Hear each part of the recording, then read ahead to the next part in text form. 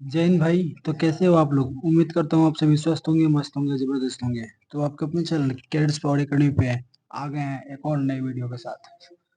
तो जैसा कि पिछले वीडियो में हमने एसएससी एमटीएस 2023 का शिफ्ट 1 का प्रीवियस ईयर कराया था, और आज हम शिफ्ट 2 का प्रीवियस ईयर लेके आए हैं, जो कि एसएससी एमटीएस 2024 के लिए काफी लाभदायक साबित होगा। तो चलिए क्वेश्चन की तरफ आगे बढ़ते हैं। निम्नलिखित में से कौन सा देश आईसीसी 2023 ओडीआई क्रिकेट विश्व कप की मेजबानी कर रहा है? ठीक है, इस बार एग्जाम आएगा जिसमें ये कर रहा था हो गया हो जाएगा। ठीक है, क्योंकि ये बीत चुका है, और जो पिछला शिफ्ट में एग्जाम हुआ था उसमें करंट अफेयर का ये क्वेश्चन था, तो इसका ऑप्शन नंबर बी। ठीक है, क्योंकि भारत मेजबानी कर रहा था, इसका बात का ध्यान रखिएगा। भारतीय शास्त्रीय गायक पंडित जसराज का संबंध निम्न में से किस संगीत घराने से है? ठीक है, तो ये हमारा मेवाती घराना। पंडित जसराज का संबंध मेवाती घराना से था। ठीक है, भारत की जनगणना 2011 के अनुसार निम्नलिखित में से किस राज्य की साक्षरता दर सबसे कम है? ठीक है, तो ये जो है था त्रिपुरा। ठीक है, त्रिपुरा का सबसे कम था, त्रिपुरा का। और आप बता दीजिए कि साक्षरता दर सबसे ज्यादा किसका अधिक था? कमेंट में फेंक मारिए, कमेंट में फेंक दीजिए साक्षरता दर किसका अधिक था। ठीक है, चलिए आगे बढ़ते हैं। भारत के संविधान के अनुच्छेद 29 से 30 किससे संबंधित है? मतलब क्वेश्चन कह रहा है कि भारत के संविधान के अनुच्छेद 29 और 30 किससे संबंधित है? ठीक है, तो ये हमारा हो जाएगा सांस्कृतिक एवं शैक्षणिक अधिकार। ठीक है, ऑप्शन नंबर डी। निम्न में से किस राज्य में दिन और रात के तापमान में लगभग कोई अंतर नहीं होता है? ठीक है, तो ये हमारा होगा केरल। जो राज्य है ना केरल, इसमें दिन या रात के टेम्परेचर में कोई अंतर नहीं होता है, तो ऑप्शन नंबर डी हमारा बिल्कुल सही होगा। ठीक है,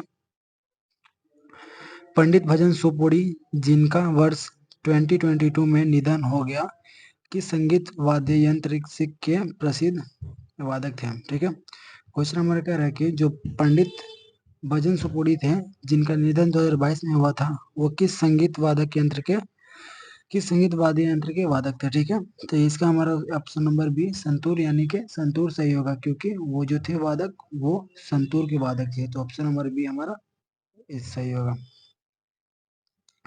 प्रसिद्ध बृहदेश्वर मंदिर किस राज्य में स्थित है? ठीक है, तो आप कहोगे प्रसिद्ध बृहदेश्वर मंदिर जो है ये तमिलनाडु में स्थित है। ठीक है, आप सभी कमेंट में बता दीजिए पद्मनाभ स्वामी मंदिर कहाँ स्थित है। ठीक है, चलिए।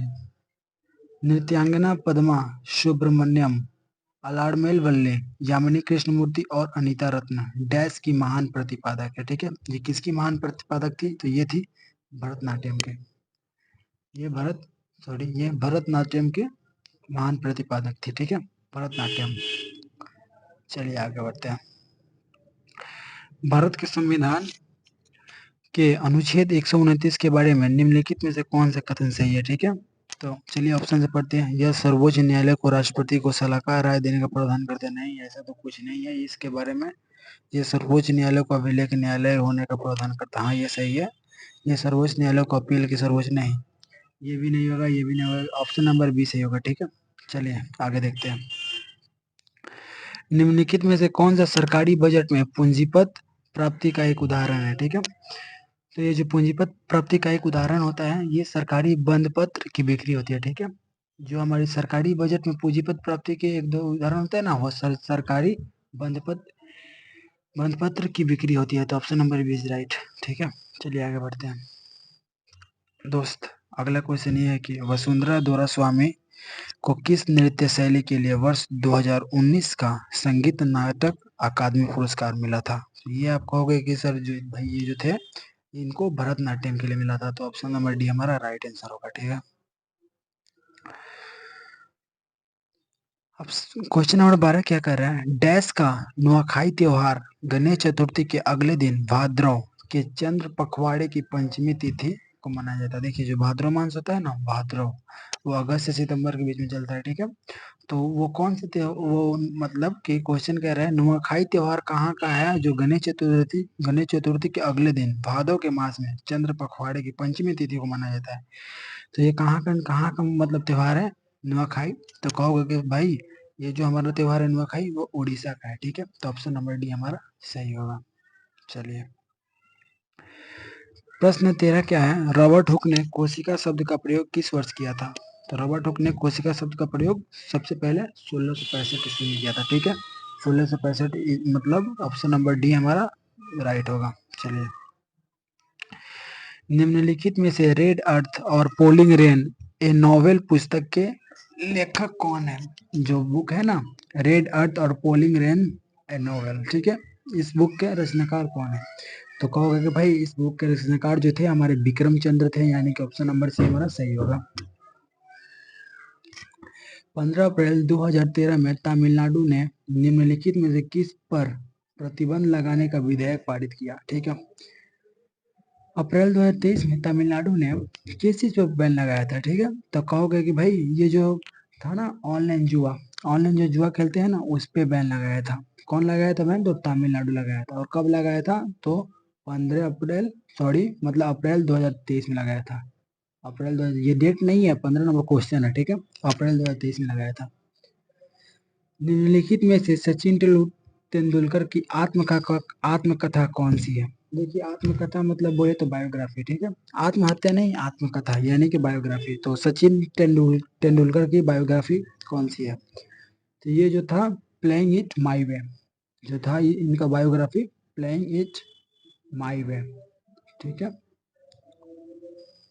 सॉरी प्लेइंग इट माई वे, ठीक है। चलिए निम्नलिखित में से कौन सा अंतरण उदायगियों को सर्वोत्तम रूप से परिभाषित करता है? ठीक है, तो आइए इसको ऑप्शन से देखते हैं हम। श्रम या सेवाओं के बदले में व्यक्तियों को किया जाने वाला भुगतान? नहीं, ऐसा तो नहीं है, ये नहीं करता है, गलत। व्यवसायों द्वारा अपने शेयर धारकों को लाभ के हिस्से के रूप में किया जाने वाला भुगतान? नहीं, ये भी नहीं होगा। करों के रूप में व्यक्तियों द्वारा सरकार को किया जाने वाला भुगतान? नहीं, ये भी नहीं होगा। तो ऑप्शन नंबर डी हमारा बचा, तो यही सही होगा।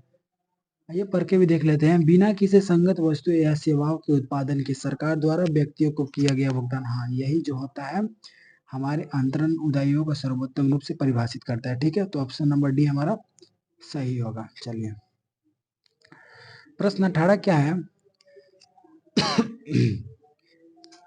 यहाँ पे क्वेश्चन में डैश छूट गया था, स्टार्टिंग में यहाँ पे डैश था, ठीक है, आप लगा लीजिएगा।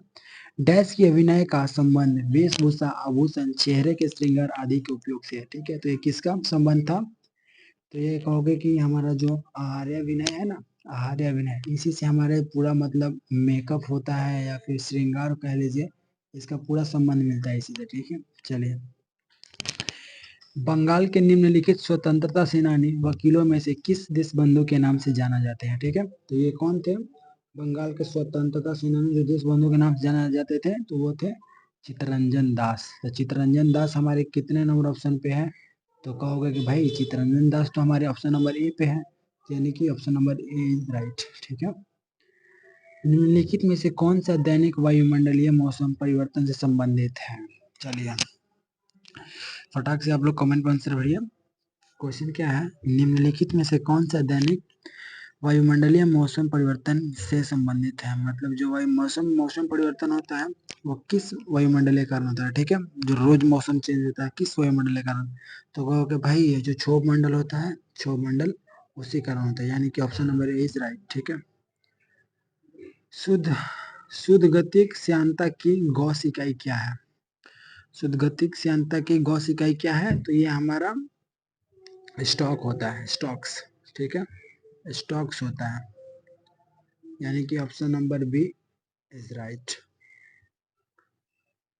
मित्र मेला डैश द्वारा स्थापित एक क्रांतिकारी संगठन था, ठीक है। जो मित्र मेला संगठन था वो उसकी स्थापना किसने की थी? मित्र मेला क्रांतिकारी संगठन था, उसकी स्थापना किसने की थी? तो कहोगे कि भाई इसके जो स्थापक थे वो विनायक सावरकर थे, विनायक सावरकर, यानी कि हमारा option number B is right होगा, ठीक है। Option number B is correct. निम्नलिखित में से किस राज्य ने 54 वर्षों के अंतराल के बाद मार्च 2023 में रियाद में संतोष ट्रॉफी जीती? हाँ बताइए। 54 साल के अंतराल के बाद रियाद में जाके, ठीक है। 2023 में संतोष ट्रॉफी जीतने वाला कौन सा राज्य है भारत का, ठीक है। तो कहोगे कि ये जो था ना, ये कर्नाटक हमारा था, यानी कि ऑप्शन नंबर डी। आप बता दो संतोष ट्रॉफी किस खेल से संबंधित है, संतोष ट्रॉफी किस खेल से संबंधित है, ठीक है। सभी लोग बता दो। निम्नलिखित में से किस स्टेडियम में ओडीआई क्रिकेट विश्व कप 2011 का फाइनल मैच खेला गया था, चलो बता दो। फाइनल मैच 2011 सबको तो पता ही होगा, ओडीआई। उस समय कहाँ खेला गया था मैच, कौन से स्टेडियम में खेला गया था, ठीक है। तो आप कहोगे कि भाई जो ये खेला गया था वानखेड़े स्टेडियम था, Wankhede stadium, option number D हमारा सही होगा। वानखेड़े स्टेडियम कहाँ है बता दो सभी लोग, ऑप्शन में फेंक मारो, ऑप्शन को पूरा मार कर फोड़ फाड़ दो, वानखेड़े स्टेडियम कहाँ है, चलो। 18वें आवधिक श्रम बल सर्वेक्षण के अनुसार शहरी क्षेत्र में महिलाओं के बीच बेरोजगारी दर जनवरी से मार्च 2023 में घटकर डैश हो गई। मतलब जो आरक्षण था वो घटाकर कितना कर दिया गया, किनके लिए, 15 वर्षों और उससे अधिक आयु की महिला, ठीक है। तो कितना घटा कर दिया गया, तो 9.2% आरक्षण घट गया था, ठीक है। इस पॉइंट पर ध्यान रखिएगा। तो देखिए आप सभी को पता होगा कि एक शिफ्ट में 25 ही क्वेश्चन होता है, ये शिफ्ट 2 था हमारे SSC MT 2023 के प्रीवियस ईयर का, ठीक है। तो मिलेंगे फिर हम तीसरा शिफ्ट लेकर इसका, ठीक है। तब तक के लिए आप अगर चैनल पर नए हो तो चैनल को सब्सक्राइब कर लीजिएगा और बेल आइकन कॉल में प्रेस कर लीजिएगा ताकि आपका क्लास कोई ना छूटे, ठीक है। तब तक के लिए स्वस्थ रहिए, मस्त रहिए, जय हिंद।